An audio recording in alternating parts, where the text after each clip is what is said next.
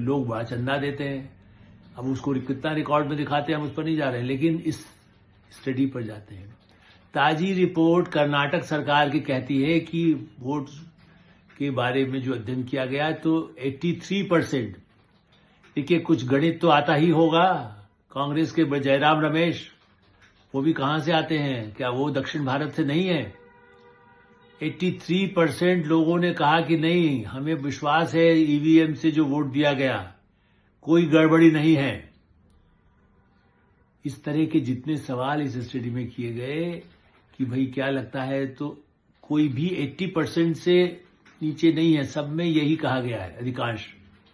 तो आप ये 10-12% तो आप देखिए, सड़क पर भी आप चलते हैं, परिवार में भी यदि 100 लोग गए हो तो 10 लोग कहेंगे इसमें नमक कम है, किसी कहेगा मिर्ची ज्यादा है, कोई कहेगा हल्दी नहीं किया गया, कोई मिठाई में निकाल देगा। ये तो बारात है। कांग्रेस तो अपने आप को बहुत बड़ी पार्टी कहती रही है, और कर्नाटक कोई छोटा स्टेट तो है नहीं।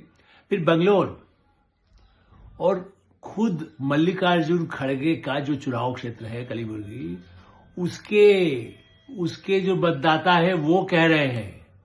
अब खड़गे साहब को भी भरोसा नहीं, क्या सीतारमैया को भरोसा नहीं, किनको भरोसा नहीं है? उनकी अपनी जनता यदि कहती है कि हमें जो वर्तमान वोटिंग सिस्टम है, जो वोटिंग व्यवस्था है, उसमें पूरा विश्वास है, हमें लगता है कि हाँ ईवीएम उसमें कोई गड़बड़ नहीं होती है, मतदाता सूची में हेराफेरी नहीं है, भाई यही तो आरोप है। मतलब मैंने देखा दुनिया में जाकर के, मतलब अभी तो जर्मनी जाकर के खुद राहुल गांधी ने इससे पहले गए तब भी कहते रहे लोकतंत्र खत्म है, वहां चुनाव ही हम ठीक से नहीं हो पा रहा है।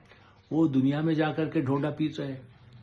भारत के खिलाफ कालिख लगाने के लिए अपने लोकतंत्र की जितनी धज्जियां उड़ाने की कोशिश हो सकती है, वो विदेशी पाकिस्तानी भी उतना नहीं कहते होंगे। पाकिस्तानी में तो जितने कोई जाए तो वैसे उनको छोड़ दे जो आईएसआई के आतंकवादी हों, वरना कहेंगे भारत का लोकतंत्र देखिए हमारे यहाँ ये नहीं है, हमारे यहाँ ये समस्याएं हैं। कितने ही लोगों से हमारे जो लोग बाहर रहते हैं विदेशों में, अमेरिका में, जर्मनी में, ब्रिटेन में, वो कहते हैं जो पाकिस्तानी मिलते हैं वो भारत के लोकतंत्र की बड़ी तारीफ करते रहते हैं। पाकिस्तान से आने वाले लोग भी कहते हैं कि हमारे यहाँ क्या स्थिति बदतर है, आटा दाल मिलना मुश्किल है।